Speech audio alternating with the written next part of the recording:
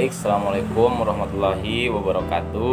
Di sini saya akan menjelaskan pembelajaran zakat khususnya di MI ataupun di SD dan menggunakan pendekatan teknik, strategi dan juga metode apa saja dalam pembelajaran zakat ini.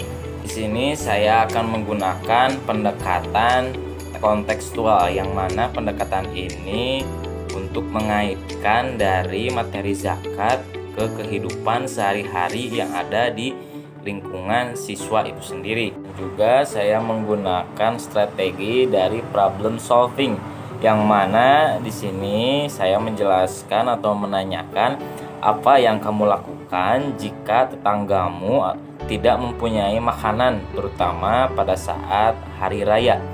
Seterusnya saya menggunakan metode pembelajaran role playing, yakni siswa nanti diberikan ataupun media pembelajaran yang berupa teka-teki silang 8 kategori orang yang berhak menerima zakat, dan juga mana pengertian dari orang-orang yang penerima zakat tersebut.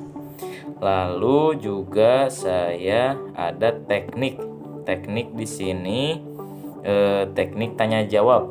Nah, teknik tanya jawab, guru menanyakan mengapa kita wajib membayar zakat. Nah, itu nanti termasuk ke dalam keutamaan yang ada dalam melakukan zakat. Ya, seperti biasa guru masuk ke dalam kelas dan juga mengucapkan salam dan mengajak siswa untuk berdoa terlebih dahulu pada saat sebelum melakukan pembelajaran. Nah, sesudah itu guru menanyakan kabar dari semua siswa. Lalu guru mengabsen satu persatu bila mana ada siswa yang sakit ataupun izin untuk tidak hadir. Sebelum kita menjelaskan makna dari pengertian zakat ini, guru melakukan pendekatan kontekstual terlebih dahulu. Apakah kalian pernah mendengar atau pernah melihat orang melakukan zakat? Siswa diminta untuk berbagi cerita pengalaman mereka bila mana mereka pernah melihat ataupun mendengar orang melakukan zakat. Nah, lalu dalam tujuan utama zakat ini saya menggunakan teknik dari tanya jawab, yakni mengapa sih kita wajib membayar zakat. Nah, guru menjelaskan tujuan yang ada dalam utama melakukan zakat, yakni yang pertama membersihkan harta dan jiwa, membantu yang membutuhkan, mengurangi kesenjangan sosial, dan juga meningkatkan rasa syukur kita terhadap apa yang Allah berikan. Setelah itu guru juga menjelaskan mengenai hukum zakat, yakni hukum zakat adalah wajib bagi setiap muslim yang telah memenuhi syarat-syarat tertentu. Hal ini ditegaskan dalam Al-Quran dan hadis, sehingga menunaikan zakat menjadi salah satu bentuk ketaatan kepada Allah Subhanahu wa Ta'ala. Lalu juga menjelaskan mengenai jenis-jenis yang ada dalam zakat itu sendiri, yakni ada 2. Yang pertama yaitu zakat fitrah yang dikeluarkan pada bulan Ramadan, yang sering siswa dengar ataupun lihat. Nah, juga ada yang kedua yaitu zakat mal. Zakat mal ini adalah zakat yang dikenakan pada harta benda seperti uang, emas, hasil pertanian, dan juga perdagangan ataupun bila mempunyai ternak. Nah, setelah itu guru juga menjelaskan pentingnya zakat dalam kehidupan sehari-hari ataupun kehidupan sosial, yakni zakat itu tidak hanya membersihkan harta yang pertama tadi disebutkan, tapi juga memiliki peran penting. Yang pertama yaitu menghapus kemiskinan. Dengan zakat masyarakat mengurangi kekurangan yang dapat terbantu. Yang juga kedua, meningkatkan solidaritas sosial. Nah, orang yang mampu membantu mereka yang membutuhkan. Nah, di dalam menyampaikan pentingnya untuk berzakat, guru juga melakukan strategi problem solving. Bertanya lagi nih, apakah kalian pernah melihat orang yang meminta-minta, orang yang tidak makan, orang yang kelaparan?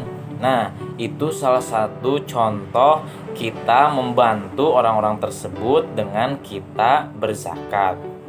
Lalu guru menjelaskan orang-orang mana saja yang masuk ke dalam kategori penerima zakat atau yang sering disebut mustahik.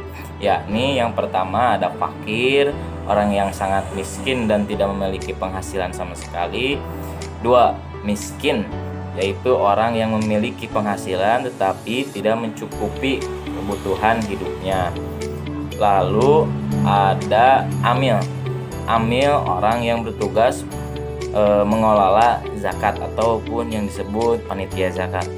Nah, terus yang keempat ada mu'alaf, yaitu orang yang baru saja masuk Islam. Yang terusnya ada rikob, yaitu budak yang memerlukan dirinya, yang memerdekakan dirinya. Dan langsung ada gorim, yaitu orang yang terlilit hutang untuk kebutuhan hidupnya sendiri. Terusnya ada fisabilillah, yaitu orang yang berjuang di jalan Allah seperti dakwah ataupun dalam berjihad. Terakhir ada dari Ibnu Sabil, yaitu musafir. Setelah guru menjelaskan makna dan juga sampai kepada pentingnya dan orang-orang apa saja yang menerima zakat, agar tidak bosan siswa, guru harus menggunakan media dan saya akan menggunakan metode role playing yang berupa media puzzle ataupun teka-teki silang.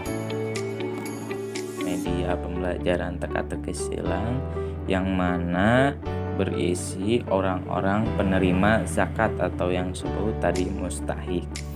Nah, di sini yang atas itu ada fakir, miskin, rikob, gorim, mu'alaf, fisabilillah, ibnu sabil dan juga amil zakat.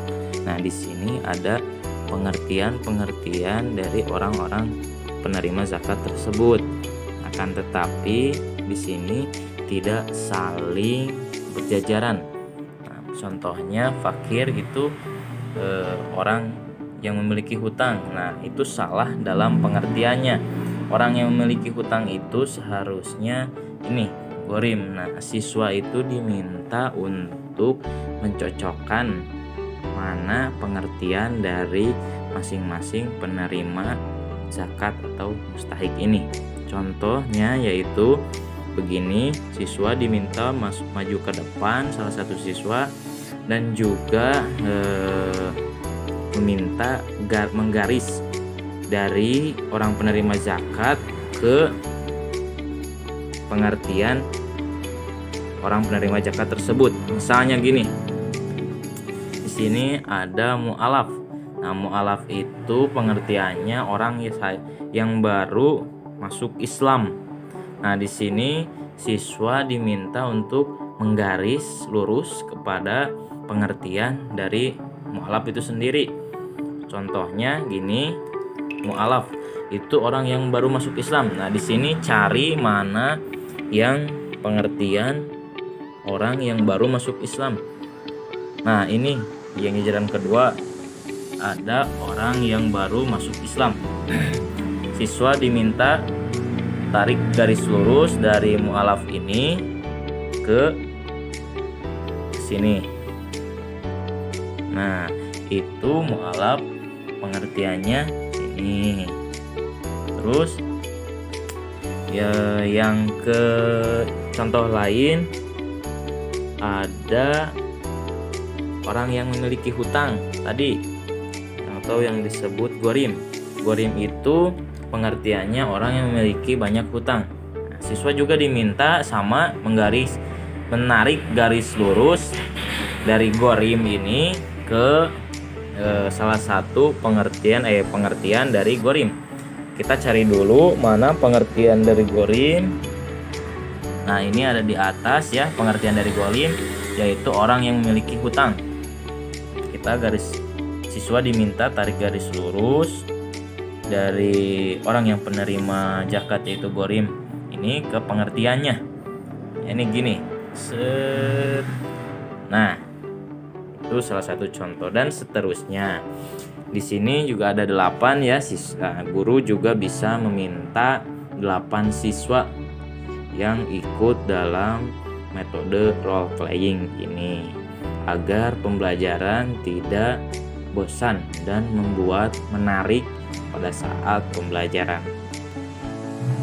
Baik, seperti itu mungkin yang dapat saya jelaskan mengenai pembelajaran zakat di MI ataupun di SD dengan pendekatan, dengan teknik, dengan strategi, dan juga metode yang tadi saya jelaskan. Mohon maaf bila ada kesalahan. Wallahul muwaffiq ila aqwamit thoriq. Wassalamualaikum warahmatullahi wabarakatuh.